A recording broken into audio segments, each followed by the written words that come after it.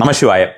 அஷ்டகர்மங்கள்னு சொல்கிறது கேள்விப்பட்டிருப்பீங்க. உங்களுக்கு அஷ்டகர்மங்கள்னு மாந்திரிகத்தில் அஷ்டகர்மங்கள் அப்படின்னு சொல்லுவோம். நம்ம வசியம், மோகனம், இது மாதிரி நம்ம இருக்கக்கூடிய விஷயங்களாகட்டும். நம்ம வந்து தாந்திரீகம் அப்படின்ற மாதிரியான விஷயமாக பார்க்கும்பொழுது அஷ்டகர்மம், ஷட்கர்மம் இப்படிலாம் சொல்லுவோம். தாந்திரீகம் அப்படின்ற ஒரு விஷயத்தை பொறுத்த வரைக்கும் பெரும்பாலும் நம்ம வந்து நன்மைக்காக நம்மளுடைய சுவாமிக்கு வழிபடக்கூடிய முறைகளில் வந்து அவளை அடைவதற்கு, அதாவது சக்தி சாக்தோபாசனையில் ஆகட்டும், அல்லது வந்து பார்த்தோம்னா ஈவன் வந்து நம்ம முருகருக்கே தாந்திரிக முறைகள் இருக்குது. குமார தந்திரம்னு இருக்குது. நம்ம சௌந்தரிய லஹரி வந்து பார்த்திங்கன்னா உங்களுக்கு ஒரு தாந்திரிக விஷயம்தான். அதே போல் வந்து பார்த்தோம்னா இந்த ஸ்ரீசக்கர வழிபாடு இது எல்லாமே உங்களுக்கு வந்து தந்திர முறைப்படி தான். ஸோ தந்திரம் அப்படின்ற மாதிரியான விஷயத்திலே நிறைய வேண்டாத துஷ்ட விஷயங்களை நாம் வந்து தவிர்த்து கொள்ளவும் முடியும், நமக்கு ப்ரொடெக்ட் பண்ணிக்கிறதுக்கும் முடியும்.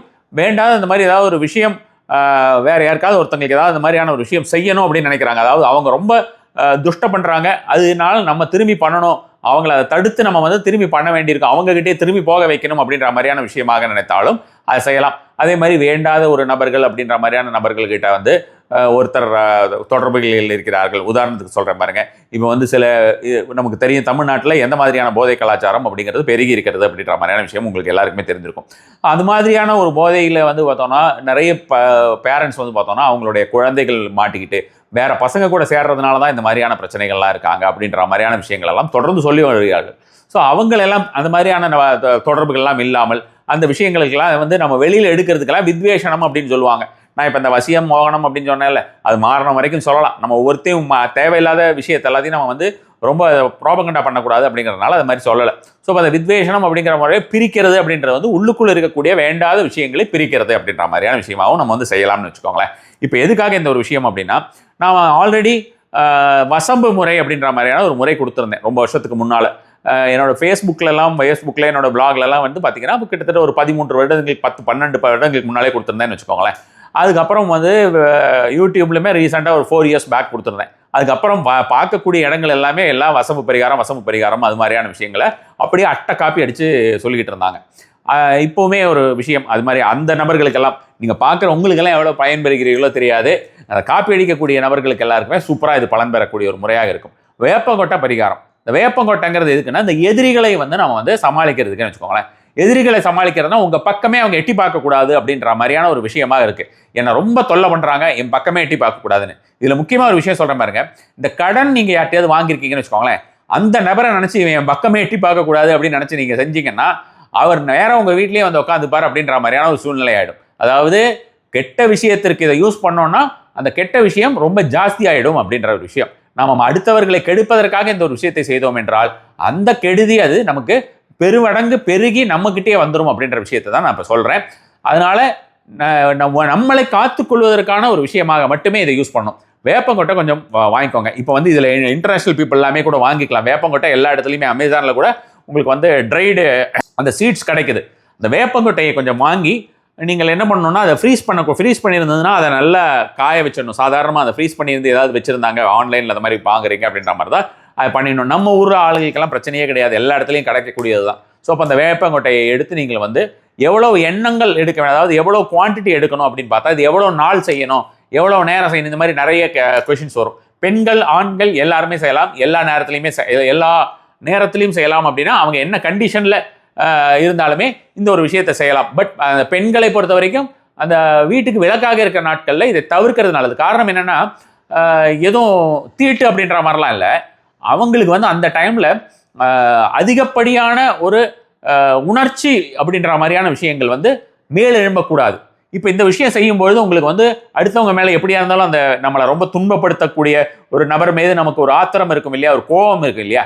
ஸோ அப்போ அந்த கோபம் அப்படின்ற மாதிரியான விஷயங்கள் அந்த உணர்ச்சியாக மேலெழும்பும் போது நம்ம உடம்புக்கு நல்லதில்லை. அதுக்காக தான், வேற எந்த ஒரு விஷயமும் கிடையாதுன்னு வச்சுக்கோங்களேன். ஸோ நாட்கள் அப்படிங்கிற மாதிரி இருந்தால் செவ்வாய் சனி 2 நாள்லையும் செய்யலாம். திதி மெயினாக பார்க்கணும். திதி வந்து இதோட சேர்ந்து வந்ததுன்னா நல்லது. திதி அப்படி சேர்ந்து வரலை அப்படின்ற மாதிரி தான் வெறும் நாள் மட்டும் எடுத்துக்கலாம். இல்லைன்னா திதி மட்டும் நான் எடுத்துக்கிறேன் அப்படிங்கிற மாதிரி தான் திதி மட்டும் எடுத்துக்கலாம்னு வச்சுக்கோங்களேன். இது செய்யக்கூடிய நேரம் அப்படிங்கிறது மாலையில் சூரிய அஸ்தமனத்திற்கு பிறகு செய்ய வேண்டும். செவ்வாய்க்கிழமை, சனிக்கிழமை, இல்லைன்னா ஷஷ்டி எடுத்துக்கலாம். அதுக்கப்புறம் வந்து பார்த்தீங்கன்னா உங்களுக்கு அஷ்டமி எடுத்துக்கொள்ளலாம், நவமி எடுத்துக்கொள்ளலாம், சதுர்தசி எடுத்துக்கலாம், அமாவாசை எடுத்துக்கலாம். சரியா? இவ்வளவு நாட்களையுமே இந்த விஷயங்களை செய்யும்போது பலன் வந்து கொஞ்சம் நல்லாவே சேரும். இதோட சேர்ந்து இதெல்லாம் வந்ததுன்னா ஷஷ்டி திதியை பொறுத்த வரைக்கும் வசியம் அப்படின்னு நம்ம சொல்றோம்ல, ஒருத்தர் அட்ராக்ட் பண்றதுக்காக, பணத்தை அட்ராக்ட் பண்றதுக்காக, ஒரு ராஜவசியம்னு சொல்லக்கூடிய ஒரு கவர்மெண்ட் ஜாபை வந்து அட்ராக்ட் பண்றதுக்காக, இந்த மாதிரி பல்வேறு விஷயங்கள் இதெல்லாம் அட்ராக்ட் பண்றதுக்கு ஷஷ்டி திதி வந்து ஃபர்ஸ்ட் கிளாஸான திதின்னு வச்சுக்கோங்களேன். அதுல நிறைய விஷயங்கள் நம்ம வந்து பண்ண முடியும். அதே போல் தான் அமாவாசையுமே.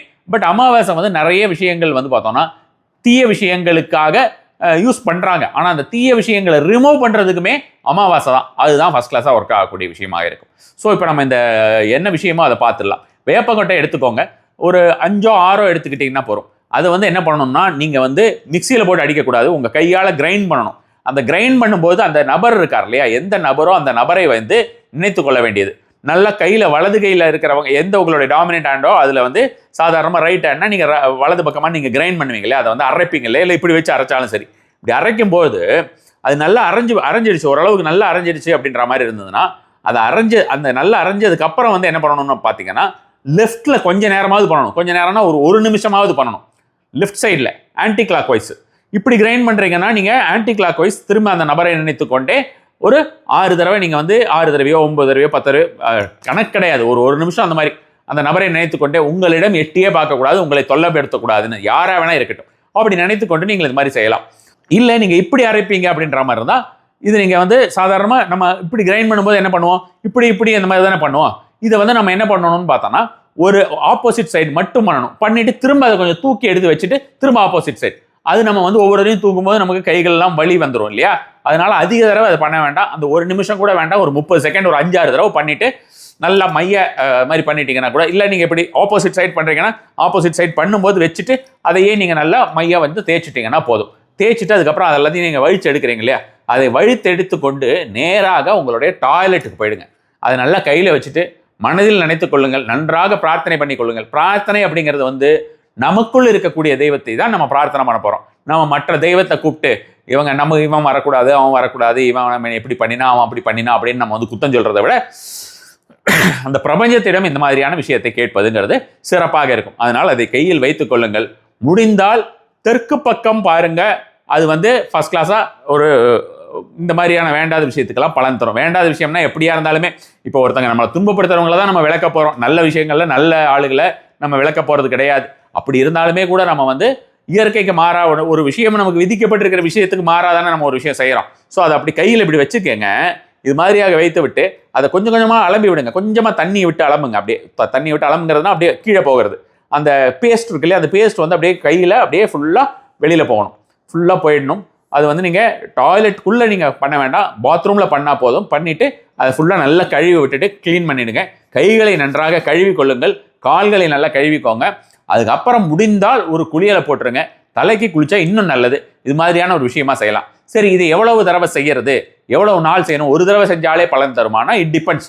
ஒவ்வொருத்தருக்கு எந்தெந்த மாதிரியான எதிரிகள், எந்தெந்த மாதிரியான கஷ்டங்கள்னு எனக்கு தெரியாது இல்லையா, ஒவ்வொரு நபரோடதும் ஒவ்வொருத்தருக்கும் மாறுபடும் இல்லையா.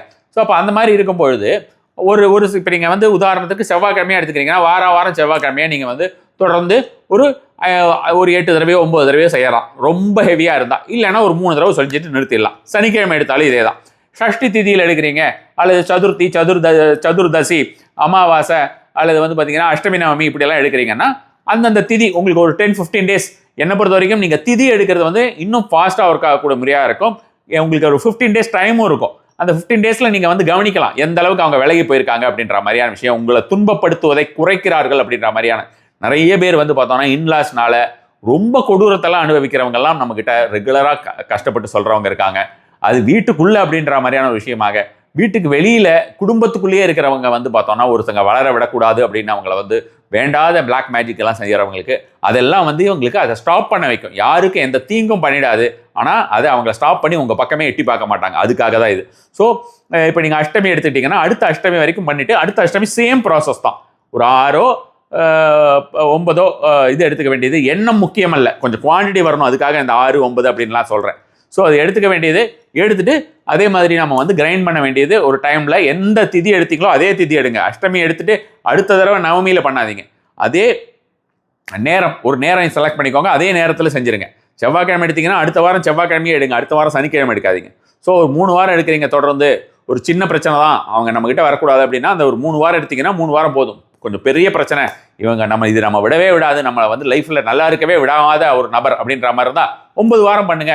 9 வாரமும் ஒரே நேரம் அப்படின்ற மாதிரியாக செவ்வாய்க்கிழமைன்னு எடுத்தால் செவ்வாய்க்கிழமை, சனிக்கிழமை எடுத்தால் சனிக்கிழமை, அது மாதிரியான ஒரு இதாக டைமாக தேர்ந்தெடுத்து இது மாதிரி பண்ணிட்டு நல்லா குளிச்சுட்டு வந்து உங்களுடைய குலதெய்வம் இஷ்ட தெய்வத்தை நன்றாக பிரார்த்தனை செய்து கொள்ளுங்கள். குலதெய்வம் இஷ்ட தெய்வ பிரார்த்தனை இல்லாதவர்களுக்கு இந்த விஷயம் நடைபெறுவது ரொம்ப ரொம்ப கடினம். அதனால விளக்கேற்றி வைங்க, குளியலை போட்டுட்டு வந்து விளக்கேற்றி வச்சுட்டு உங்களுடைய இஷ்ட தெய்வத்தை வழிபடுங்க. நிறைய பேருக்கு குலதெய்வம் யாரு, நான் வந்து கன்சல்டேஷன்ல அப்போ உங்க இஷ்ட தெய்வம் யாருன்னு கேட்டால் நிறைய பேருக்கு தெரியாது. உடனே எடுத்தோடனே அவங்க குலதெய்வத்தை தான் சொல்லுவாங்க. இஷ்ட தெய்வம்னா அவங்க விரும்பி கும்பிடுற தெய்வம். அது மாதிரி ஏன்னா ஜாதகத்தில் ஒன்று இருக்கும், நம்ம பூர்வ ஜென்மத்தில் இந்த இஷ்ட தெய்வம் தான் உனக்கு இந்த ஜென்மத்தில் நீ கும்பிடணும். இஷ்ட தெய்வம்னு ஒன்று இருக்கும், தர்ம தெய்வம்னு ஒன்று இருக்கும், பலன தெய்வம்னு ஒன்று இருக்கும். அந்த பலன தெய்வத்தெல்லாம் தொட்டோம்னா என்ன பெரிய பிரச்சனையாக இருந்தாலும் போகிறோம். இந்த மாதிரி விஷயம்லாம் செய்யவே வேண்டாம். அந்த பலன தெய்வத்தை தொட்டோம் என்றால், உடனடியாக சரணடைந்தோம் என்றால் அதுக்குண்டான பலன் கிடைச்சோம்னு வச்சுக்கோங்க. பலருக்கு தெரியறது கிடையாது. அதனால இருக்கக்கூடிய பிரச்சனைகள் தான் இந்த மாதிரி நிறைய விஷயங்களை நம்ம ரெகுலராக ஃபேஸ் பண்ணிக்கிட்டு இருக்கோம். சிம்பிளாக இந்த மாதிரியான விஷயமா செஞ்சு பாருங்க, எல்லா விதத்திலையும் வெற்றி கிட்டும். நாம அடுத்தவர்களுக்கு தீங்கு அப்படின்ற மாதிரியான ஒரு முறையாக எதுவும் நினைக்காமல், நமக்கு தீங்கு செய்பவர்கள் நம்ம பக்கம் வெட்டி பார்க்காமல் செய்யக்கூடிய ஒரு சுலபமான ஒரு முறை தான் இது. நமசிவாய.